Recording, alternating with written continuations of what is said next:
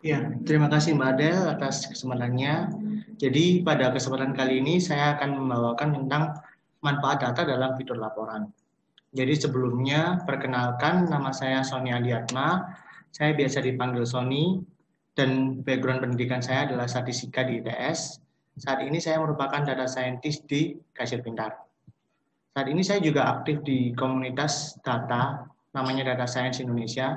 Di sana saya juga menaungi divisi edukasi yang melakukan edukasi di Provinsi Jawa Timur. Ini alamat email saya dan alamat LinkedIn saya. Kalau misalnya ada yang mau ditanyakan terkait apapun. Ya, jadi sebelum kita mau membahas tentang manfaat data atau data itu sebenarnya bisa dibuat apa, kita harus tahu terlebih dahulu sebenarnya data itu apa sih? Mungkin yang di benak pikiran dari Bapak, Ibu, dan teman-teman yang hadir saat ini, data adalah kumpulan dari angka-angka, huruf, dan sebagainya. Tapi sebenarnya itu bukan definisi data. Jadi definisi data sebenarnya adalah suatu kejadian atau event yang dilakukan dokumentasi. Jadi misal hari Senin penjualan tomat saya ada 10. Hari Selasa penjualan tomat saya ada 30.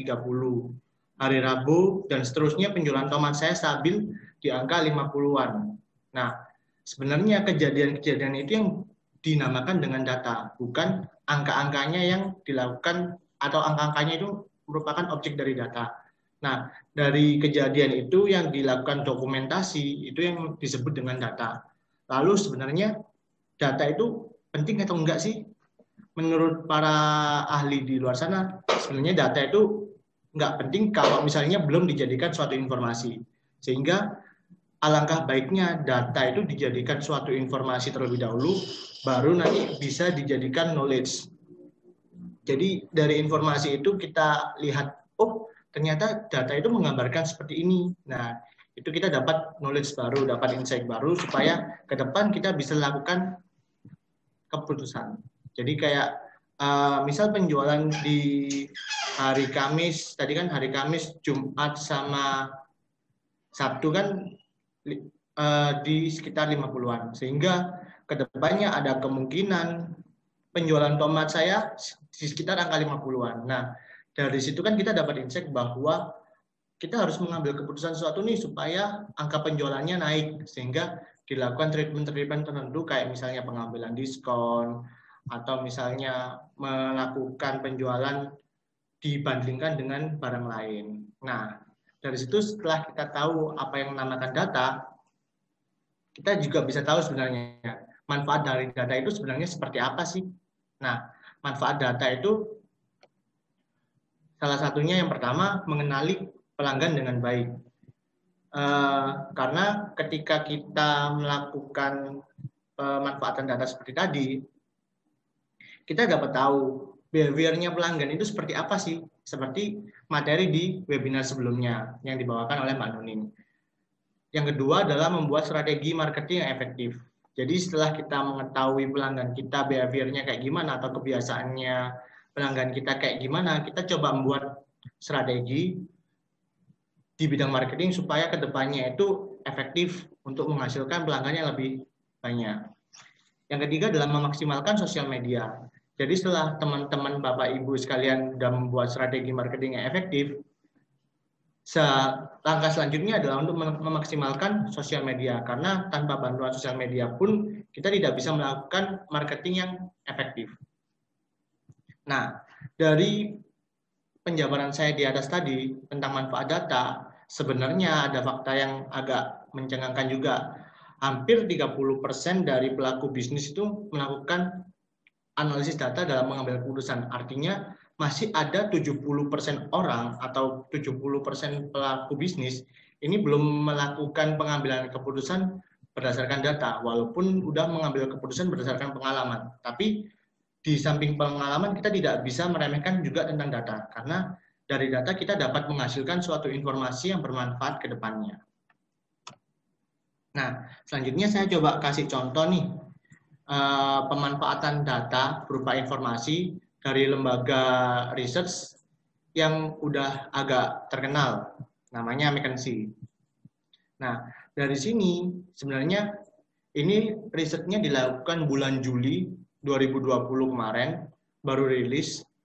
Jadi ini tentang gimana sih produk-produk atau kategori-kategori yang yang ada di Indonesia, bagaimana sih ketersediaannya di store sama ketersediaannya di online. Jadi ini dibagi tiga, antara household essential, jadi kayak kebutuhan rumah tangga. Yang kedua adalah semacam kayak kebutuhan sekunder. Yang ketiga adalah entertainment. Jadi entertainment ini kayak meliputi Netflix, terus customer elektronik, lalu selanjutnya kayak book, magazine, newspaper. Jadi dari sini sebenarnya cara bacanya simpel, atau informasi yang disampaikan di sini simpel. Di sini merupakan adalah garis tengah. Garis tengah merupakan pembatas. Jadi kayak kalau misalnya Bapak Ibu sekalian tahu pembagian wilayah, jadi kayak semakin tinggi orang yang menggunakan online, maka ada kemungkinan dia semakin rendah dalam penggunakannya di store sekarang. Nah, gampangannya di sini misal cara bacanya, informasinya. Sekarang Netflix atau yang termasuk entertainment at home itu merupakan hal yang banyak dilakukan di online, tapi sedikit dilakukan di in-store. Sehingga di sini merupakan salah satu aktivitas yang sekarang banyak dilakukan di era pandemi.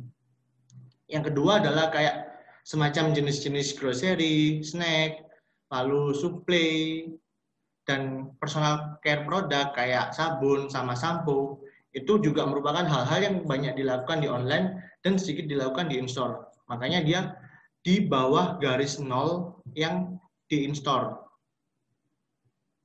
Kayak misalnya tobacco, jewelry, ini masih dia di online juga sedikit, ketersediaannya sedikit, di store juga ketersediaannya sedikit. Sehingga kayak ada, kalau misalnya dari informasi ini ada dua kategori yang bisa digolongkan, di online bagus tapi di in-store jelek, di in-store nggak banyak, lalu di online nggak banyak, di in-store juga nggak banyak. Itu kayak sejenis footwear, aksesoris, jewelry, sama tobacco. Nah, saya coba selanjutnya menjelaskan tentang salah satu informasi yang dijelaskan di sini adalah gimana sih ketersediaannya barang-barang kayak groceries tadi, snack, terus vitamin, jewelry, sama tobacco. Itu di pasar sebelum COVID sama sekarang tingkat pertumbuhannya di online kayak gimana sih? Jadi cara bacanya yang biru ini kayak di sini kan dijelaskan tentang pre-COVID. Jadi ketersediaannya customer yang beli barang-barang di offline sebelum COVID itu tingkatnya berapa banyak sih, atau jumlahnya berapa banyak sih. Nah, kalau misalnya sekarang di era atau terjadinya setelah ada COVID, itu tingkat pertumbuhannya yang beli itu seperti apa di online. Jadi di sini kalau misalnya teman-teman atau Bapak Ibu sekalian mau mencoba bisnis atau barang-barang apa sih yang di era pandemi ini laku, itu dilihat dari tingkat pertumbuhannya yang tinggi, atau dilihat yang warna biru muda ini yang paling tinggi. Jadi gampangannya yang plus 24. Tapi plus 24 ini belum tentu persentase tingkat pertumbuhannya tinggi. Dilihat dari juga persentase tingkat pertumbuhannya dari sini. Nah, kalau misalnya kita lihat dari sini, ternyata emang 76. Jadi jewelry apa ya? Perhiasan. Jadi perhiasan ini sekarang di era pandemi tingkat pertumbuhan customer yang beli di online itu sangat tinggi. Jadi ini merupakan bisnis yang juga bisa dipakai di era pandemi atau bisa digalakkan di era pandemi. Tapi juga tidak menutup kemungkinan kalau misalnya jewelry tidak bisa kita tidak bisa bukan income sih. Kita tidak bisa melakukan pula-pulaan. Restock barang jewelry ini, kita coba restock barang-barang yang terjangkau. Nah, sekarang kita masuk, sebenarnya Kasih Pintar ini bisa apa sih dengan melakukan informasi atau menyampaikan informasi dari data. Nah, dari sini salah satu fitur di laporan umum itu bisa menggambarkan tentang daily report. Jadi kayak daily report hari ini, misal tanggal 2 Juli 2020, itu ada total 16 transaksi. Lalu profitnya sekitar 2 juta. Dan revenue-nya sekitar 3.900.000. Dari sini kita bisa tahu kalau misalnya hari ini atau misalnya tanggal 2 Juli 2020 ini statistik atau keuntungan kita, total transaksi kita, terus profit kita, revenue kita itu sekitar 2 juta dan 3.900.000. Nah, sebenarnya kita juga bisa tahu nih di hari itu jam berapa sih yang ramai. Jadi di report transaksi ini juga ada. Misalnya jadi di sini nanti di jam sini juga ada. Kita bisa menunjukkan kalau misalnya, oh di tanggal 2 ini yang paling ramai itu sekitar jam 14. Dan yang paling banyak itu menggunakan cash. Nah, selanjutnya adalah fitur laporan transaksi. Jadi di laporan transaksi ini kita juga bisa lihat nih total penjualan kita atau transaksi kita di tahun 2020 sama tahun 2012 ini seperti apa sih? Nah, tapi di sini kita juga sebenarnya bisa juga membandingkan antara 2019 sama 2020 supaya kita bisa ke depan mengambil keputusannya kayak gimana sih di 2020. Jadi misal kita udah tahu polanya di 2019 itu seperti ini. Ternyata di bulan Agustus itu tingkat penjualnya lebih tinggi daripada di bulan Juli. Nah, sedangkan di 2020 ini ada tingkat penjualan transaksi di bulan Juli ini udah tinggi. Berarti ada kemungkinan di bulan Agustus ini kita tingkat penjualannya semakin tinggi. Jadi ini merupakan salah satu fitur yang memanfaatkan data di Gasir Pintar untuk melakukan pengambilan keputusan bagi teman-teman yang atau Bapak Ibu yang punya bisnis. Nah, ini juga ada salah satu fitur yang tentang modal sisa. Jadi kalau kebanyakan dari Bapak Ibu yang masih kurang paham tentang modal sisa, itu modal sisa metodenya ada 3. Jadi kayak Vivo, Livo, sama Fresh. Dan itu beda-beda. Kadang, tapi yang sering dipakai di dunia sekarang atau di dunia real itu kebanyakan Vivo. Karena barang yang sekarang masuk bakalan pertama kali keluar juga. Nah, selanjutnya di fitur Gasir Pintar juga ada laporan pengunjung. Di laporan pengunjung ini sama kayak tadi, tapi ini sifatnya keseluruhan. Jadi di sini kita bisa mengambil keputusan kalau misalnya jam 9 nih agak sepi atau jam 12, di sini kan jam 12 nih agak sepi. Jadi ke depan kita coba misalnya action plan-nya itu menempatkan karyawan-karyawan yang banyak biasanya itu di jam 12 agak dikurangi supaya menghemat tentang tenaga kerja. Lalu selanjutnya, kalau misalnya yang tidak begitu ramai tadi yang jam 12 ini, kita coba melakukan skema supaya ke depan kita bisa mendapatkan atau ramai di jam-jam segitu. Nah, selanjutnya juga ada laporan penjualan per barang. Dari sini kita juga bisa tahu nih per barang mana sih yang sering dibeli oleh customer.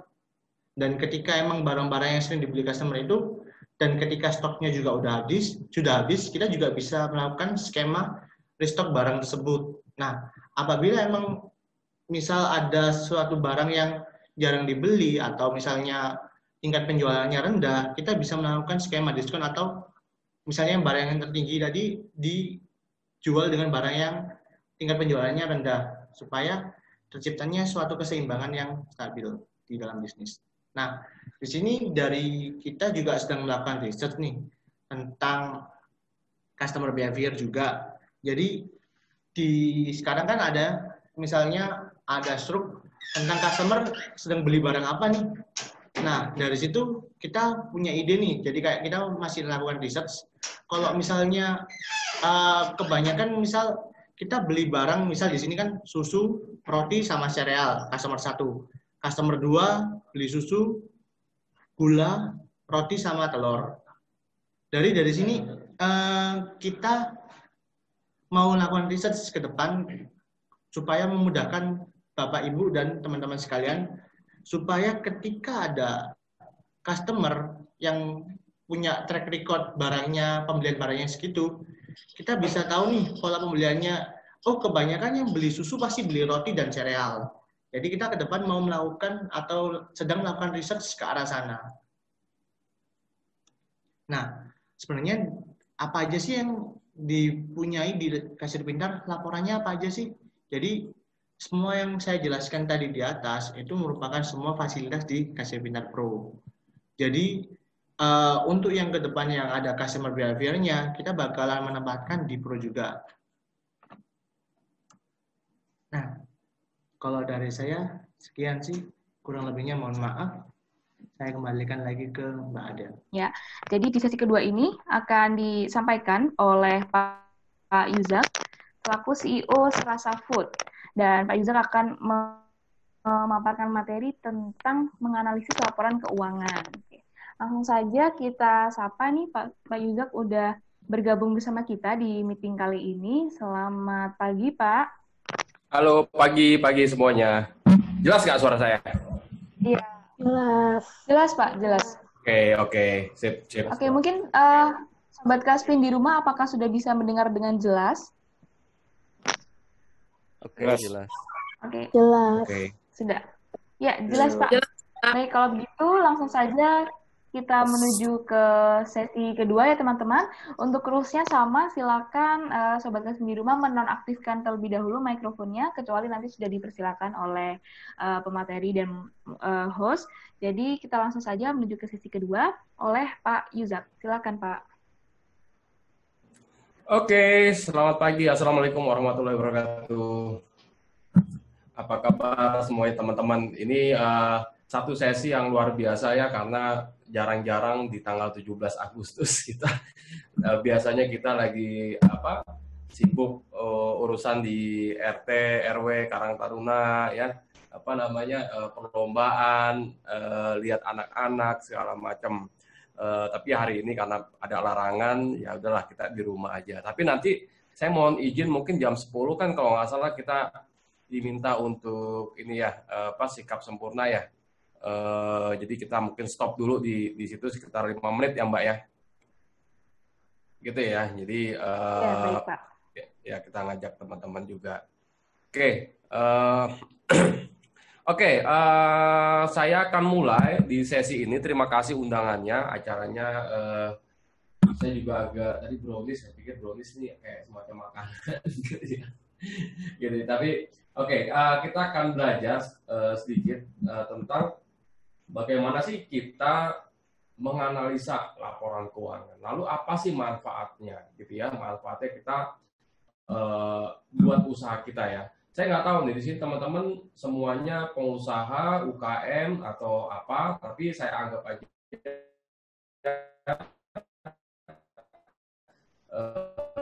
ada semua di sini adalah UKM. Lalu apa sih pentingnya? Oke, saya akan mulai ya. Jadi bagaimana menganalisa bisnis kita, menganalisa kesehatan keuangan bisnis kita. Nah, ini penting nih teman-teman. Oke, kita akan start ya. Oke, ini background saya betul CEO Serasa Food. Saya juga founder di sana, dan Serasa Food adalah perusahaan bergerak di bidang consumer good ya. Alhamdulillah setelah 5 tahun kami dirikan, udah lumayan cukup besar, udah masuk ke fase perusahaan yang menengah. Tinggal sebentar lagi kita usahakan Serasa Food bisa menjadi salah satu big company, mudah-mudahan. Nah, saya juga aktif di kegiatan sosial. Saya juga co-founder dan former presiden dari Pro Indonesia. Kalau teman-teman pernah ikut SBM ya, Smart Business Map, workshop Smart Business Map, saya salah satu co-founder, dan saya juga salah satu yang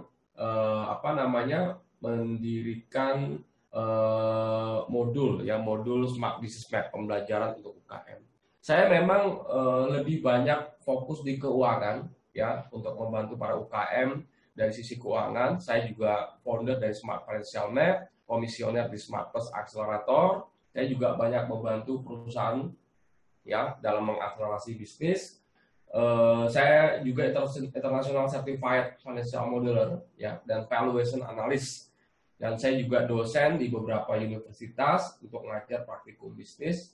ya, dan saya juga membantu kementerian. Nah, ini kira-kira background saya, latar belakang. Jadi saya dengan Pak Budisman partner udah cukup lama ya. Jadi sama-sama dengan beliau membangun kewirausahaan di Indonesia.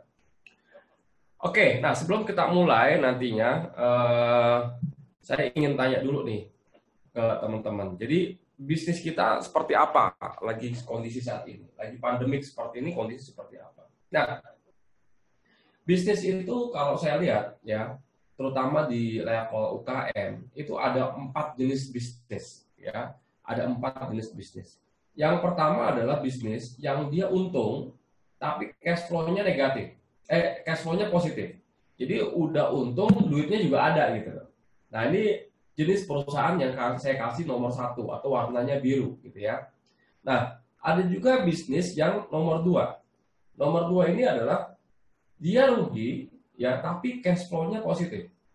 Jadi walaupun perusahaannya ini rugi, tapi perusahaan ini punya uang gitu. Nah, ini menarik ya. Nah, ada juga perusahaan yang ada di nomor 3. Nomor 3 ini apa? Perusahaan ini profit tapi nggak ada uangnya, gitu loh. Kok bisa sih kondisi seperti ini? Bisa-bisa aja gitu ya. Nanti saya ceritain kenapa. Lalu ada perusahaan yang nomor 4 nih. Udah rugi, uangnya nggak ada lagi. Nah, ini yang paling parah ya. Makanya saya kasih warna merah atau zona merah. Nah, di mana perusahaan Anda saat ini gitu ya? Saya berharap ada di nomor 1 semua gitu, profit dan ada uangnya. Lalu kondisi apa sih yang menyebabkan kondisi-kondisi seperti ini? Oke. Kita lihat ya, nomor 1. Nomor 1 udah pasti dia bagus banget. Jadi secara laporan keuangan, di laporan laba dan ruginya, menunjukkan bahwa perusahaan ini positif. Profit, untung. Ya. Dan dari sisi cash flow, perusahaan ini juga sangat positif. Gitu ya. Artinya, mungkin pembayaran dari konsumennya cash. Ya. Jadi ini yang menyebabkan perusahaan ini cukup bagus. Nah, di nomor 2, ya nomor 2 perusahaan ini rugi. Secara operasional perusahaan ini rugi, tapi dia masih positif cash flow. Kok bisa? Karena yang namanya cash flow, ya, yang namanya arus kas, itu sumbernya bukan cuma dari operasional, teman-teman. Ya, jadi sumber cash flow itu ada 3 pintu. Ada dari operasional, ada dari investasi, ada dari pendanaan. Contohnya misalkan ada perusahaan-perusahaan startup, ya. Dia marketingnya gila-gilaan, dia bakar uang sana sini gitu ya. Tapi secara operasional udah dipastikan perusahaan itu rugi gitu ya. Tapi karena dia masih mendapatkan pendanaan dari investor gitu ya, jadi itu yang menyebabkan perusahaannya untung. Sebentar. Saya pindahin dulu mic-nya deh.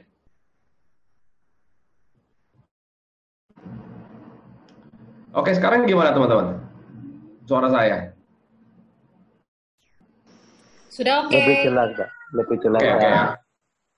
Oke, saya lanjut ya. Oke, jadi perusahaan yang nomor 2 ini dia mungkin secara operasional dia rugi, tapi cara ekspor masih positif karena mungkin dia masih menerima pendanaan dari investor ya. Kita tahu ya banyak startup company sekarang banyak dapat pendanaan dari investor. Jadi walaupun operasionalnya masih rugi, dia bakar uang untuk marketing dan lain-lain, tapi perusahaannya masih sangat positif. Nah, lalu ada yang nomor 3. Yang nomor 3 ini adalah perusahaan ini profit tapi nggak ada uangnya. Kok bisa sih? Bisa aja kayak gini. Dia perusahaan ini dia jualan ya melalui distributor atau melalui reseller atau melalui misalkan ke retailer ya. Anda jual ke supermarket, Anda jual melalui reseller. Nah, kadang-kala pembayaran dari distributor, reseller, retailer ini nggak cash. Jadi Anda menjual barang dan dikasih Anda memberikan termin of payment, ya termin tempo, ya misalkan 1 minggu, 2 minggu, 3 minggu. Nah, pada saat transaksi jual beli itu terjadi, ya Anda udah kirim barangnya, tapi Anda belum menerima uangnya. Nah, kondisi yang seperti ini yang menyebabkan mungkin arus kas Anda negatif. Tapi di atas kertas, penjualan Anda sudah dicatat sebagai penjualan, walaupun belum menerima uang. Nah, ini yang menyebabkan ya kebanyakan perusahaan itu untung tapi nggak ada uangnya. Oke, kondisi yang kedua apa lagi? Kondisi yang kedua misalkan kayak gini. perusahaan ini untung, tapi perusahaan ini belanja aset mulu gitu. Jadi begitu untung dia beli aset ya, terus dia akhirnya minus lagi. Nah itu bisa juga menyebabkan kondisinya perusahaan seperti ini, profit tapi nggak ada uangnya. Nah lalu yang nomor 4 gimana? Nah ini nomor 4 nih, dan ini banyak juga kejadian perusahaan-perusahaan yang ada di nomor 4. Kenapa kondisinya seperti ini? Oke, nah kenapa kondisinya seperti ini? Yang pertama adalah dia udah pasti penjualannya atau pemasukannya atau omsetnya itu tidak lebih besar dibanding biaya yang dikeluarkan. Mungkin perusahaan ini sedang iklan atau sedang melakukan program marketing sebanyak-banyaknya. Nah, di saat yang bersamaan dia juga jual produk ini ke distributor atau ke reseller. Jadi dari reseller, dari distributor dia pembayarannya misalkan 2 minggu atau 1 bulan gitu ya, dan dia juga bakar uang untuk iklan. Dan jadi menyebabkan perusahaan ini rugi dan uangnya negatif. Nah, ini yang kita harus siasati teman-teman. Nah, jadi Anda harus tahu sekarang bisnis Anda ada di kuadran yang mana, 1, 2, 3, atau 4. Nah, lalu apa yang mesti dilakukan? Kalau kita ada di kuadran 1, 2, 3, dan 4. Ini yang harus dilakukan teman-teman. Kalau Anda udah bisnisnya udah profit dan cash flow-nya juga bagus, disinilah saat yang tepat untuk lakukan atau menjalankan program-program jangka panjang, teman-teman. Gitu ya. Oke. Nah, ini juga waktu yang tepat untuk Anda gain more market share.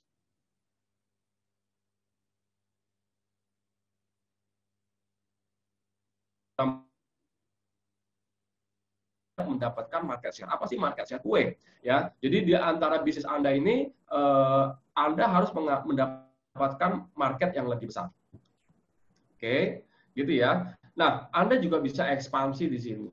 Oke, yang paling penting adalah ketika kita ekspansi pastikan bahwa Anda tetap mengkontrol biaya Anda. Anda tetap kontrol biaya Anda sehingga kita tidak babak belur ya pada saat nanti melakukan improving gitu.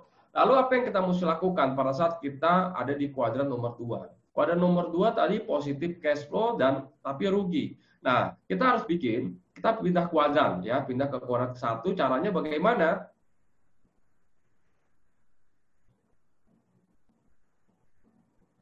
Oke, jam 17 ya. 10.17 ya teman-teman, kita break ya.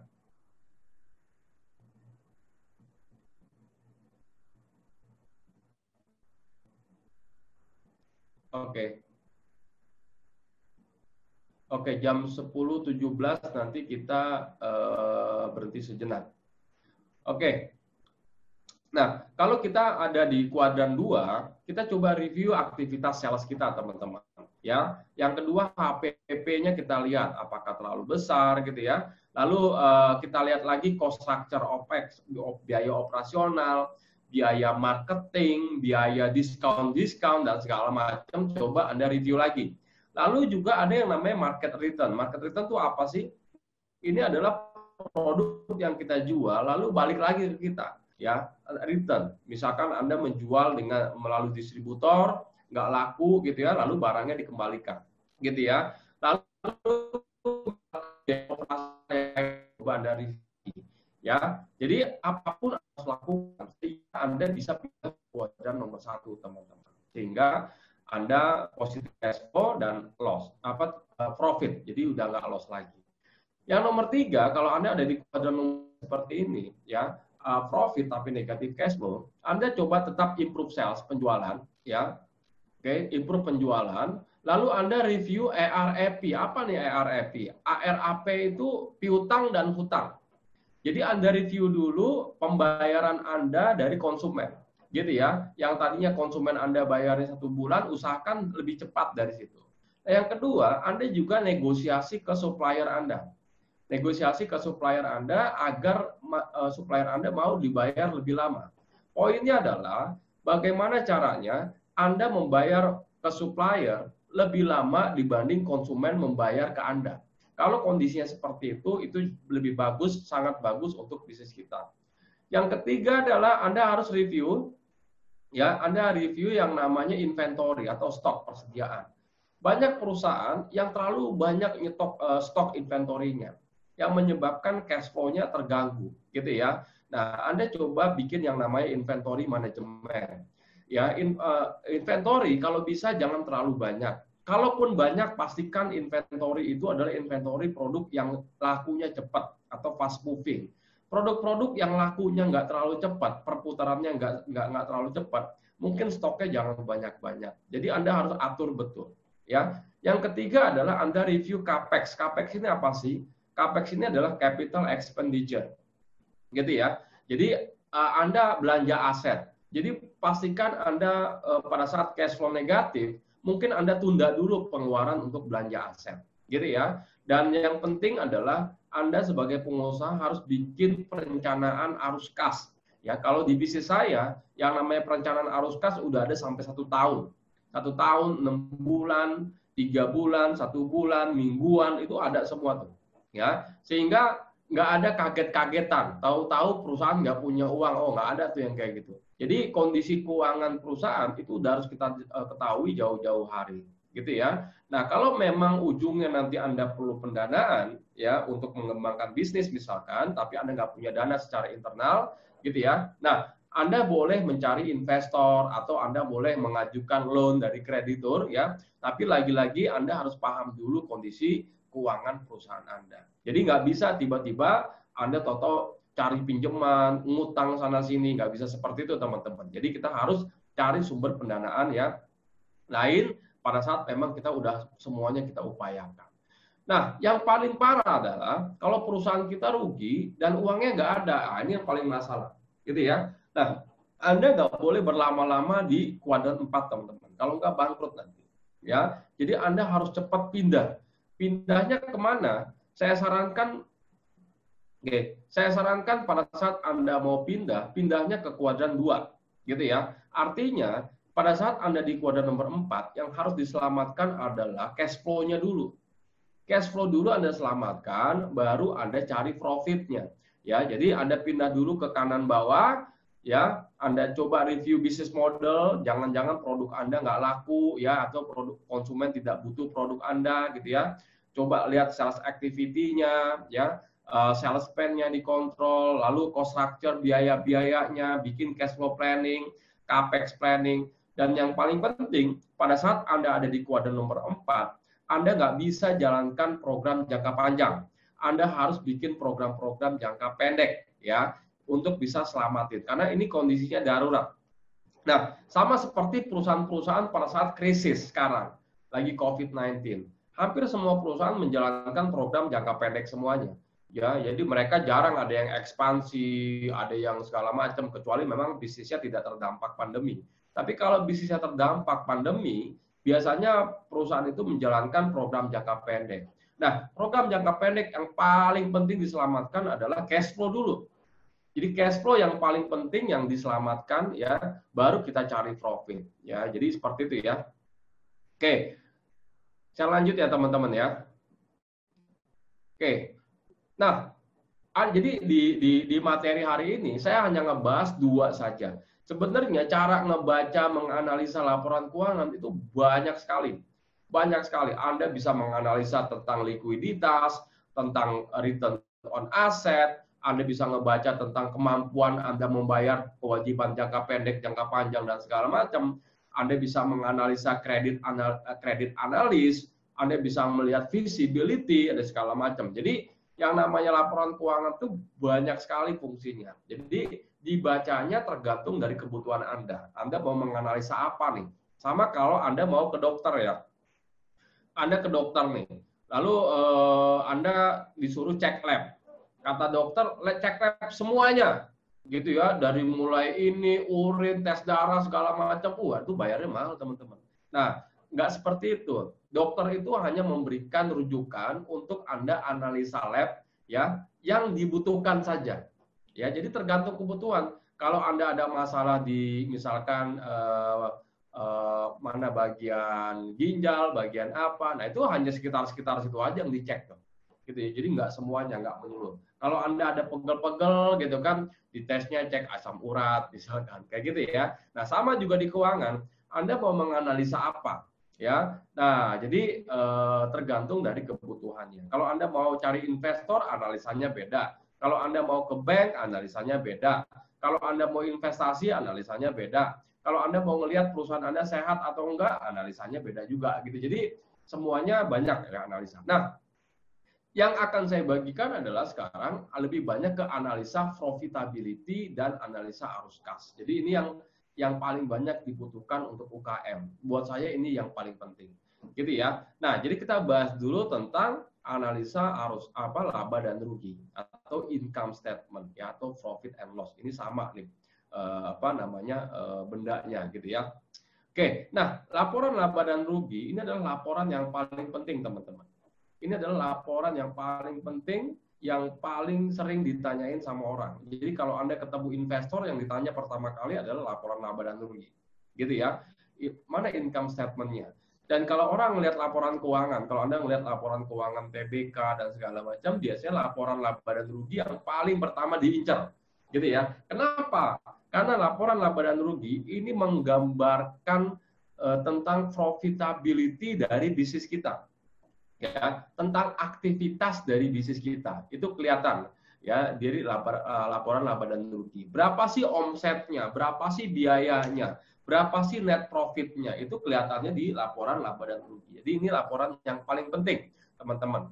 Nah, kayak gimana sih laporan laba dan rugi? Kayak gini ya, jadi urutannya ya, ada penjualan, ada HPP ya, penjualan dikurangi HPP sama dengan laba kotor, ada beban marketing, beban umum, administrasi, gaji, dan lain-lain, dikurangi ini semua jadi total beban usaha, laba usaha, lalu beban keuangan ini biasanya kalau perusahaan punya pinjaman ke bank, ya, ke kreditur, ini biaya bunga biasanya, lalu ada laba sebelum pajak, baru laba bersih.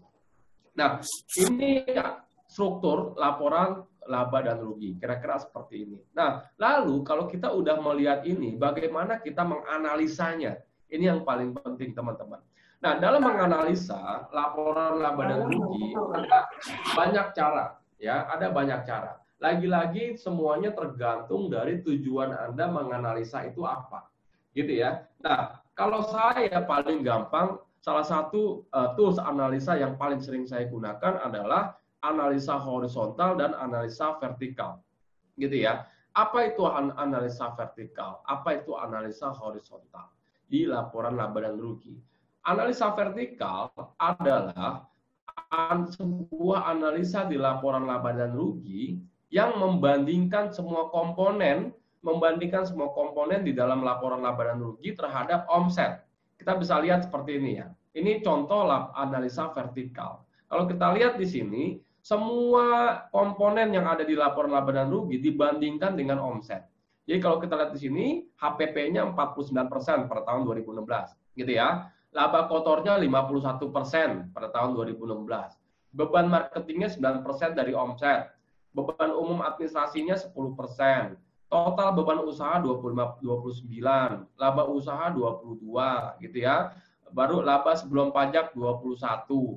Lalu pajaknya 5%, laba bersihnya sekian, 16%. Nah, ini kira-kira salah satu analisa vertikal. Nah, tujuannya apa sih kita menganalisa? Kita nanti tujuannya untuk kita bandingkan dengan bisnis sejenis, ya, dengan bisnis sejenis yang udah ada. Nah, jadi kita bisa lihat yang mana yang paling efisien, ya, antara bisnis kita dengan bisnis orang lain. Jadi kita akan bandingkan itu. Nah, itu contoh analisa vertikal, gitu ya. Berapa profitnya? 16%. Berapa HPP-nya? 49%. Jadi berapa laba kotornya? Di 51%. Jadi ini kita lihat nih analisanya. Lalu apa itu analisa horizontal? Analisa horizontal adalah sebuah analisa di laporan laba dan rugi yang kita gunakan untuk membandingkan laporan keuangan di periode yang berbeda. Biasanya digunakan untuk melihat tren pertumbuhan atau perubahan di setiap akun di periode yang berbeda. Jadi saya kasih contoh, misalkan, nah ini adalah analisa horizontal.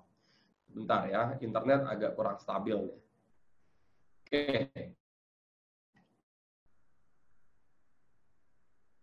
Oke, kita break dulu ya, sebentar ya. Kita break 5 menit ya teman-teman. Oke, kita ikuti dulu pengibaran bendera.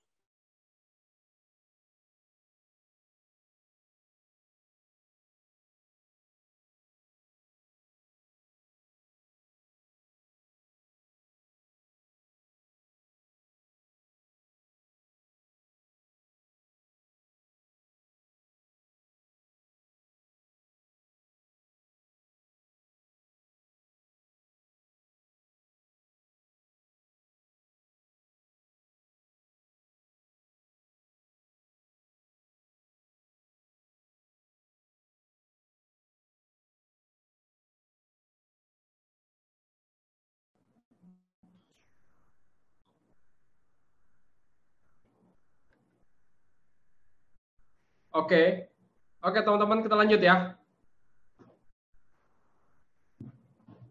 Oke.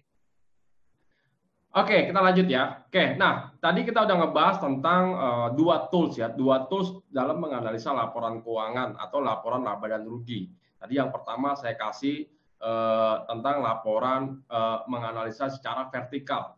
Jadi Anda harus bikin nih analisa vertikalnya seperti apa gitu ya, berapa persen HPP-nya, berapa persen laba kotornya dan segala macam. Jadi ini cara kita ngelihat. Lalu yang kedua adalah analisa horizontal. Analisa horizontal adalah sebuah analisa yang kita lihat dari tiap-tiap akun di periode yang berbeda. Jadi kalau kita lihat di sini, penjualan di tahun 2017 itu meningkat 34% dibanding 2016. Jadi kalau kita lihat seperti itu ya. Nah, HPP-nya juga dia mengalami peningkatan ya 32%. Artinya omsetnya meningkat 34%, HPP-nya meningkat 32%. Gitu ya. Lalu laba kotornya meningkat di 36%. Oke. Jadi kalau kita lihat seperti ini artinya kalau kita lihat di sini berarti di analisa pembandingnya nantinya di analisa vertikalnya tahun 2016 dan 2017 HPP-nya mengalami penurunan sebesar 1%. Gitu ya. Kita lihat di sini. Oke. Yang kedua, tahun 2018 HPP-nya juga menurun di 47%. Artinya dengan HPP yang menurun menyebabkan laba kotornya naik. Kalau laba kotornya naik, teman-teman, maka Anda punya senjata lebih banyak. Gitu loh. Jadi laba kotor ini menggambarkan apa sih? Laba kotor ini menggambarkan ya seberapa banyak Anda memiliki amunisi untuk bisa membiayai operasional Anda. Gitu ya. Untuk membiayai beban-beban marketing, biaya penjualan, diskon dan lain-lain. Gitu ya. Kalau laba kotornya udah tipis, boro-boro kita mau ngiklan, udah habis kita. Gitu ya. Jadi laba kotor makin naik menyebabkan kita bakal punya amunisi buat perusahaan cukup banyak. Jadi kalau kita lihat seperti itu. Begitu juga dengan laba bersih. Laba bersih tiap tahun mengalami pertumbuhan sebesar 1%. Nah, artinya kalau kita melihat laporan keuangan yang seperti ini, perusahaan sangat efektif dan efisien ya dalam menjalankan bisnisnya. Jadi Anda harus punya, ini pentingnya punya laporan keuangan. Nah, kalau Anda nggak punya laporan keuangan, susah Bapak Ibu, teman-teman menganalisanya. Jadi semuanya hanya by feeling aja kalau nggak punya laporan keuangan. Kayaknya bagus bisnis saya, tapi begitu ditanya laporan keuangannya nggak punya gitu loh.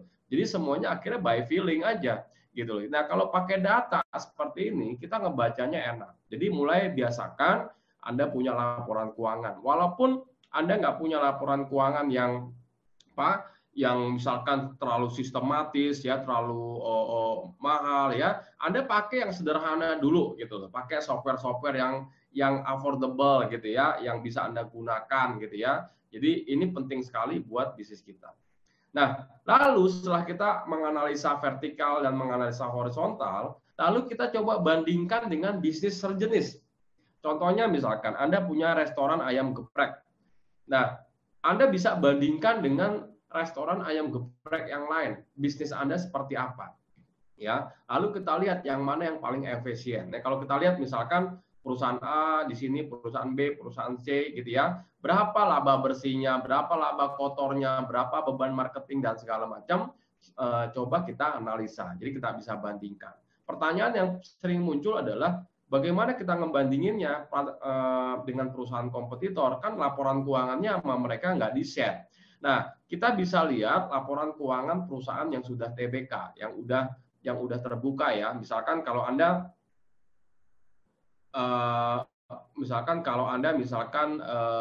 bisnisnya ayam geprek, Anda bisa bandingin dengan perusahaan sejenis misalkan. Kita ada KFC itu udah TBK. Anda bisa lihat laporan keuangannya seperti apa. Gitu ya. Itu cara salah satu kita menganalisa laporan laba dan rugi. Lalu menganalisa laporan laba dan rugi, contohnya ini ada kasus-kasus kayak gini yang sering datang ke saya UKM nih. Mas Yusak, penjualan saya turun. Oke. Turunnya di mana? Ya turun kata dia gitu kan. Ya turunnya di mana? Ya pokoknya turun aja. Yang waktu kemarin penjualan saya 100 juta, sekarang penurunannya sampai 20%, sekarang omsetnya cuma 80 juta, misalkan kayak gitu. Nah, lalu saya tanya sama dia, yang bikin omset itu turun apa? Lalu dia bilang, emang apa? Kata dia gitu kan, ditanya balik ke saya. Oke. Nah, disinilah kita harus melakukan yang namanya analisa yang lebih mengakar, ya, analisa yang lebih mengakar atau lakukan yang namanya root cause analysis. Nah, untuk mengetahui, ya, faktor apa, produk mana, outlet yang mana yang menyebabkan penjualan turun. Jadi kita harus tahu, misalkan gini, kita punya 10 produk, ya, apakah 10-10-nya turun, apakah cuma beberapa produk yang turun? Kan gitu kita harus cari tahu nih.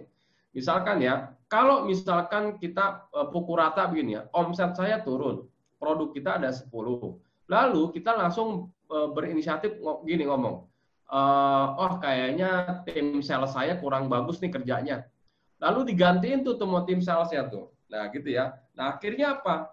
Anda kesulitan sendiri. Padahal penjualan turun itu Anda harus analisa. Yang turun itu yang mana?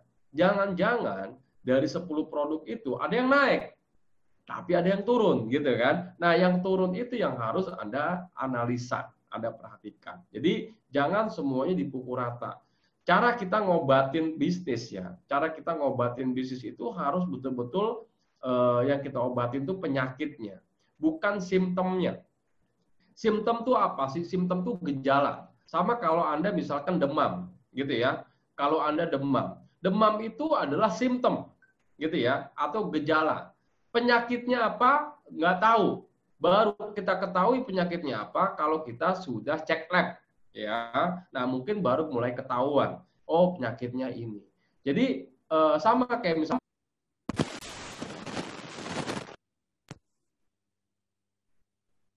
tes.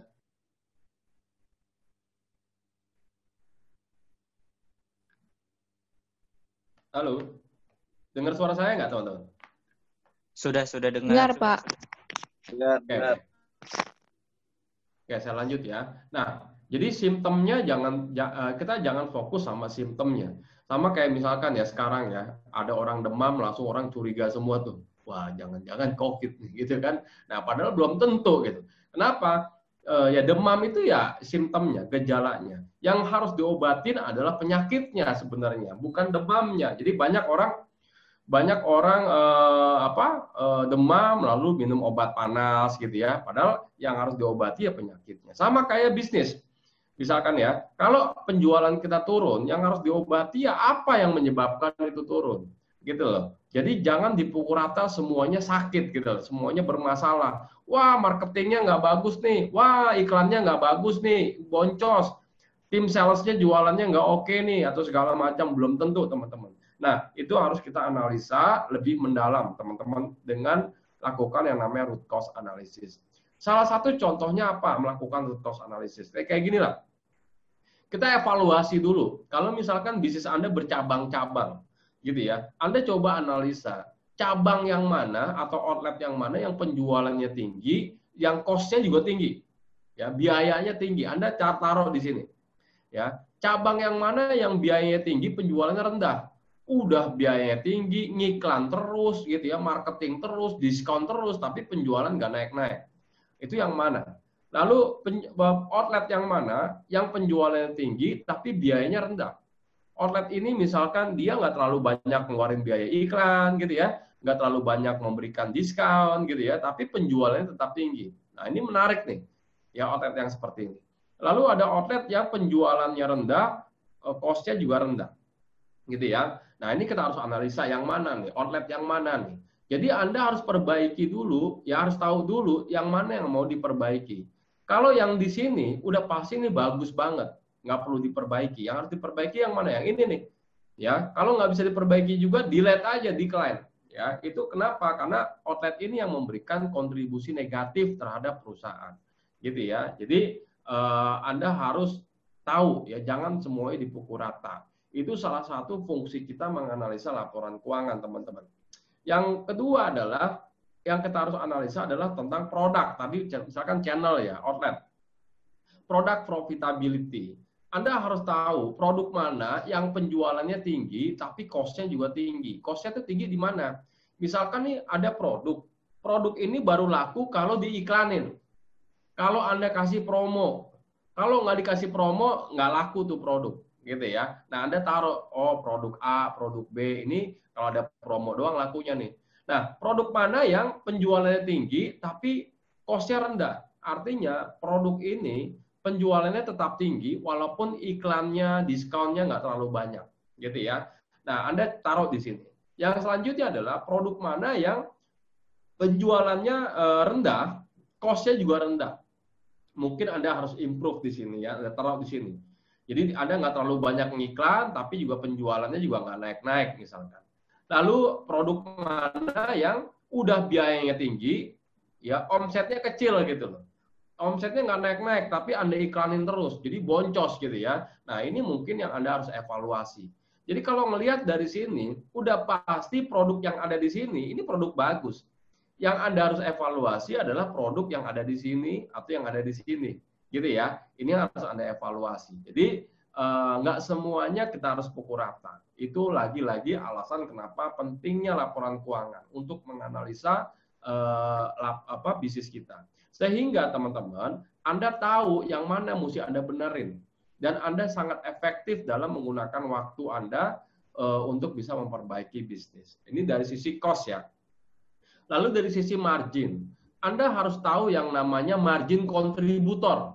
Margin kontributor adalah margin produk ya atau SKU atau produk atau channel yang memberikan margin paling besar terhadap bisnis Anda. Contohnya, Anda punya 10 produk.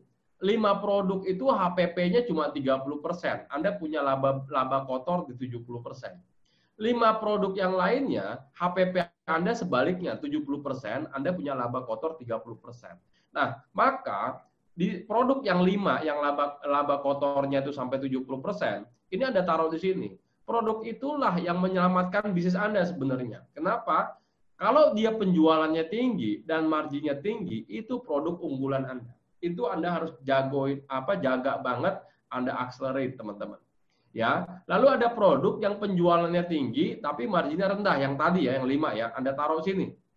Ya. Lalu ada produk yang marginnya tinggi tapi penjualannya rendah. That's fine. Misalkan Anda menjual produk untuk kategori premium misalkan. Marginnya tinggi gitu loh, tapi penjualannya nggak banyak. Tapi kalau satu orang beli, itu marginnya udah lumayan. Itu oke. Nah, sampai Anda ketemu nanti produk yang marginnya rendah, penjualannya juga rendah. Inilah sebenarnya yang memberikan kontributor negatif terhadap bisnis Anda. Ini yang harus Anda delete, ya, Anda evaluasi. Kalau saya nggak banyak omong, kalau ada yang kayak gini, sikat aja langsung. Gitu ya. Nah, itu tentang kita menganalisa sales versus margin misalkan. Lalu ada juga yang namanya sales versus stock atau inventory. Kita harus lihat nih teman-teman, produk mana yang penjualannya tinggi, stoknya tinggi. Ya, produk mana yang penjualannya tinggi, stoknya rendah. Gitu ya. Nah, kalau yang di sini penjualan tinggi, stok tinggi, berarti ini udah tepat teman-teman. Kenapa? Karena mungkin produk ini fast moving atau cepat perputarannya dan Anda udah nyiapin stoknya. Tapi ada juga produk yang penjualannya tinggi, stoknya rendah. Kalau Anda biarin seperti ini, Anda akan kehilangan opportunity, akan kesempatan atau out of stock. Jadi nanti ada permintaan, stok Anda nggak punya, Anda harus improve stoknya di sini. Ya. Lalu nanti ada produk yang stoknya rendah, penjualannya juga rendah. Ini yang disebut dengan slow moving. Slow moving no problem, Anda biarin aja. Nah, nanti ada produk yang stoknya tinggi, penjualannya rendah. Stoknya banyak banget, tapi penjualannya nggak banyak. Wah, ini Anda delete aja, Anda sikat. Ya, produk yang ada di sinilah yang memberikan kontributor negatif terhadap bisnis Anda. Oke, nah itu yang saya kasih alasan. Kenapa Anda perlu laporan keuangan? Anda perlu laporan penjualan, ya, agar Anda bisa menganalisa untuk mengambil keputusan.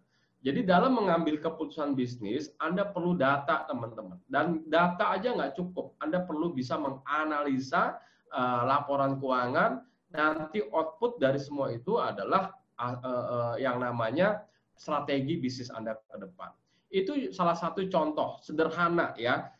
Dan masih banyak lagi. Misalkan nih, Anda mau ekspansi, Anda mau bangun cabang, Anda mau buka outlet, Anda mau segala macam. Itu analisanya beda-beda lagi. Ya, poinnya adalah Anda perlu memiliki laporan keuangan. Lalu, misalkan saya kasih contoh ya di dalam laba dan rugi ya. Ada di laba dan rugi, ada yang namanya biaya tetap dan biaya variabel, teman-teman. Nah, di sini yang harus kita kelola dengan baik, gitu ya, harus kita kelola dengan baik. Bagus mana biaya tetap dan biaya variabel? Dua-duanya punya kelemahan, dua-duanya punya kebaikan, ya. Jadi dua-duanya ini plus minus sebenarnya. Tapi saya sarankan Yang namanya biaya tetap itu seperti ini. Biaya tetap itu mau omset Anda tinggi kek, mau omset Anda kecil kek, mau lagi krisis kek, bodo amat. Biaya tetap itu tetap dia flat kayak gini. Cut gitu kan. Kalau biaya variabel, omset Anda turun, dia ikut turun biayanya. Kalau omset Anda naik, dia ikut naik. Nah, ini kira-kira yang disebut dengan biaya variabel, teman-teman. Nah, lalu bagus mana antara fix dengan variabel? Dua-duanya ini punya kelebihan dan kekurangan masing-masing, gitu ya. Tergantung dari level dari bisnis Anda. Kalau bisnis Anda, ya, kalau bisnis Anda masih kecil atau masih growing, saya sarankan lebih banyak variabel dibanding fixnya. Kalau bisnis Anda udah sangat besar, ya, mungkin fixnya jauh bisa lebih besar dibanding variabelnya. Itu nanti biasanya saya buktikan. Kebetulan saya ada workshop ya 3 hari itu namanya Smart Financial Map, itu ngebedah semuanya tentang keuangan, menganalisa, membaca, memforecast, kita bisa memplanning bisnis kita 5 tahun, semuanya itu akan saya bagi, termasuk Excel-nya bagaimana kita menentukan fix variabel. Itu ada di Smart Financial Map. Anda bisa kunjungin Instagram saya. Ya, di bio Instagram saya itu ada tentang Smart Financial Map. Gitu ya. Nah, jadi kita bisa buktikan ini biasanya pakai tools ya yang namanya cost structure tool ya. Itu kita akan lihat. Nah, contohnya apa? Contohnya misalkan ini ada 2 jenis perusahaan. Perusahaan A dan perusahaan B. Perusahaan A dan perusahaan B omsetnya sama-sama 100.000 dan marginnya sama-sama di 20.000. Yang membedakan antara A dan B adalah di cost-nya. Perusahaan A lebih banyak fixed cost ya dibanding variable cost. Perusahaan B lebih banyak variable cost dibanding fixed cost. Nah, pertanyaannya adalah lebih bagus mana perusahaan A atau perusahaan B?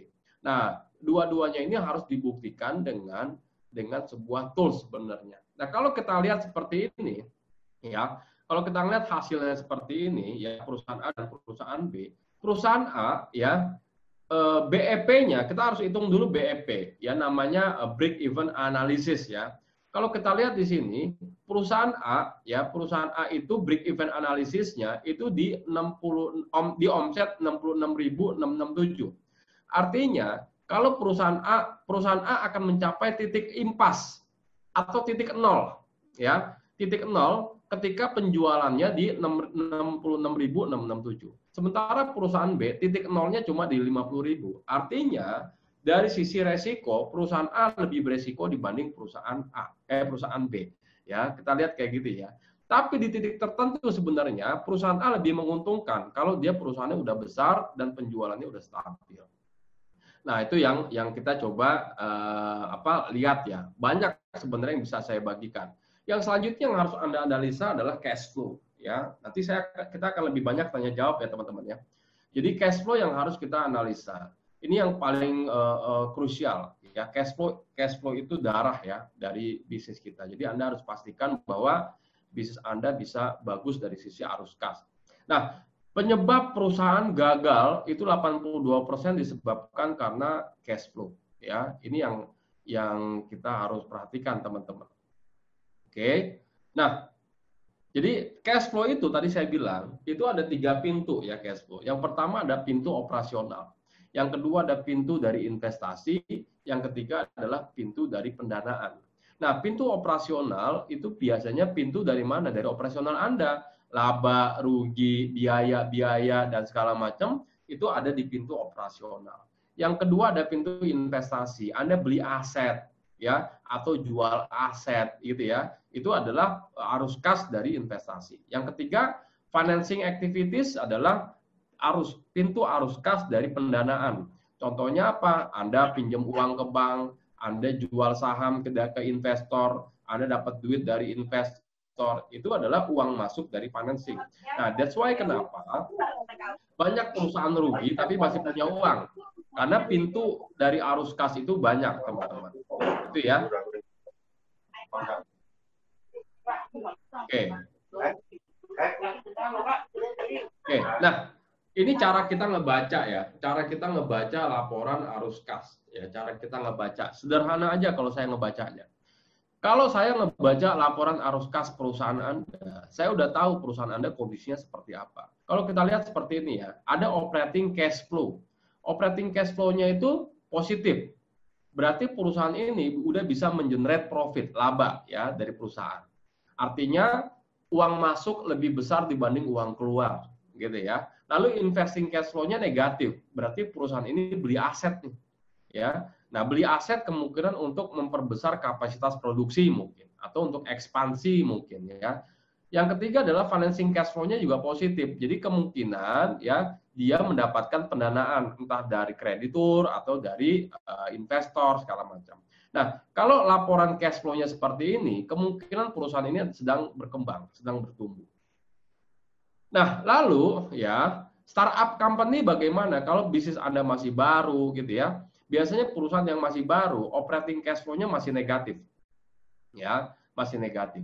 Lalu investing cash flow-nya juga negatif. Kenapa? Karena perusahaan ini baru aja beli aset. Kalau Anda baru bisnis, baru memulai bisnis, misalkan Anda mau bisnis jualan nasi goreng gitu ya, ya awal-awal ya pasti Anda belum dapat untung dong.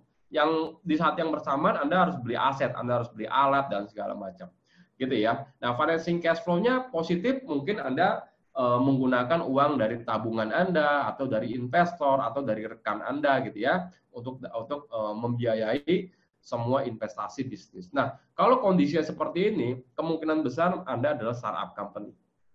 Gitu ya. Nah, kalau bisnisnya udah seperti ini cash flow-nya ya, operating cash flow-nya negatif, berarti perusahaan ini gagal ya, udah nggak dapat laba.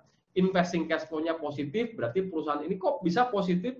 Kalau investing cash flow-nya positif, kemungkinan besar dia jual aset, ya, jual aset dapat duit. Nah, dia jual aset. Untuk apa dia jual aset? Kemungkinan besar dia jual aset karena apa? Karena dia butuh uang untuk bayar operasional, untuk bayar gaji karyawan dan segala macam.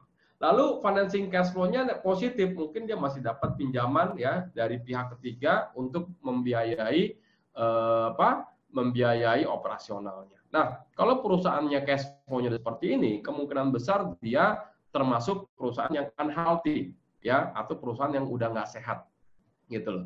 Nah, jadi kita bisa lihat kondisinya seperti apa. Ini salah satu ngebaca. Nah, yang saya ingin bagikan ke Anda adalah bagaimana membuat cash flow from operation kita sehat, ya. Bagaimana kita membuat arus kas dari operasional. Kenapa? Karena buat UKM yang paling harus diperhatikan adalah arus kas dari operasional. Bagaimana Anda bisa membiayai operasional Anda ya tanpa Anda harus jual aset, tanpa Anda harus cari investor, tanpa Anda harus cari pinjaman ke bank. Nah, kira-kira kayak gitu ya. Nah, kalau Anda mau sehat dari sisi operation ya, arus kasnya, Anda harus perhatikan yang namanya working capital funding gap. Ini apa nih? Working capital funding gap ini binatang apa gitu ya. Nah, ini adalah working capital cycle atau siklus perputaran dana yang Anda gunakan untuk modal kerja. Ya, apa sih modal kerja? Modal kerja itu adalah dana yang Anda gunakan untuk membeli inventory, membeli stok, membeli barang, membeli bahan baku ya. Lalu Anda proses itu bahan baku jadi bahan jadi, lalu Anda jual ke konsumen Anda, lalu konsumen Anda membayar ke Anda. Nah, itu yang disebut dengan siklus modal kerja, teman-teman. Gitu ya. Kalau Anda nggak punya modal kerja, Anda nggak punya inventory. Kalau Anda nggak punya inventory, Anda nggak bisa jualan. Kalau Anda nggak bisa jualan, ya boro-boro ngomongin untung dan rugi gitu loh. Jadi kalau Anda mau bisnis, ya Anda harus punya modal kerja. Lalu, bagaimana caranya membuat modal kerja kita sehat? Nah, Anda harus perhatikan yang namanya working capital gap-nya ini atau working capital cycle-nya Anda harus lihat. Ya, Anda harus hitung teman-teman. Rumus dari working capital cycle atau siklus modal kerja adalah account receivable ditambah inventory dikurangi account payable. Ini apa nih? Account receivable itu adalah piutang. Anda menjual barang ke distributor. Lalu distributor Anda minta pembayarannya 2 minggu, berarti 14 hari. Berarti account receivable-nya di sini adalah 4 hari. Yang Anda tambah dan kurangi di sini adalah jumlah harinya, bukan total utang atau total piutang ya. Jadi jumlah harinya. Nah, Kalau kita lihat kasus yang tadi, berarti account receivable-nya adalah 14 hari. Ditambah adalah inventory. Inventory ini adalah berapa hari Anda menyimpan barang. Ya, berapa hari Anda menyimpan barang di dalam gudang Anda. Gitu ya. Contohnya gini, rata-rata penjualan produknya itu 100 piece sehari. Ya, lalu Anda punya 1000 piece. Berarti ya inventory Anda itu akan menjadi uang dalam waktu 10 hari ya, karena 100 piece sehari Anda punya 1000 piece, berarti 10 hari. Nah, tadi kalau kita lihat account receivable-nya 14 hari ditambah 10 hari, berarti udah 28 hari tuh duit Anda mati ya. Dikurangi sama account payable. Account payable adalah berapa hari Anda deal dengan supplier Anda untuk dibayar. Misalkan Anda ngambil bahan baku, Anda deal dengan supplier Anda 30 hari. Jadi barangnya dikirim, 30 hari kemudian Anda bayar ke supplier. Nah, kalau contoh kasusnya seperti itu, berarti 14 hari di account receivable, ditambah 10 hari inventory, dikurangi 30 hari. Artinya, Anda masih punya selisih hari 2. Ya, uangnya di luar itu 28 hari, sementara Anda bayar ke supplier 30 hari. Artinya, semua kebutuhan modal kerja Anda dibiayai sama supplier. Kalau udah kayak gini, ya maka cash flow Anda dari sisi operasional udah sangat positif. Ya, udah sangat bagus. Ya, jangan sampai dibalik-balik, misalkan Anda kasih piutang ke distributor 30 hari, Anda bayar ke supplier 7 hari, wah udah habis Anda dari sisi operasional. Jadi Anda harus atur ya gap-nya ya, seperti ini. Poinnya adalah dari sisi cash flow. Cash flow itu prinsipnya cuma 2, teman-teman. Pastikan uang masuk lebih cepat dibanding uang keluar, pastikan uang masuk lebih banyak dibanding uang keluar. Udah itu doang. Kalau Anda bisa memastikan 2 poin itu, cash flow kita akan sangat sehat sekali. Nah, kalau memang udah sangat dibutuhkan, baru kita mulai pikirin cari pinjaman ke bank atau kita cari investor untuk membantu pendanaan bisnis kita. Itu mungkin materi yang bisa saya sampaikan.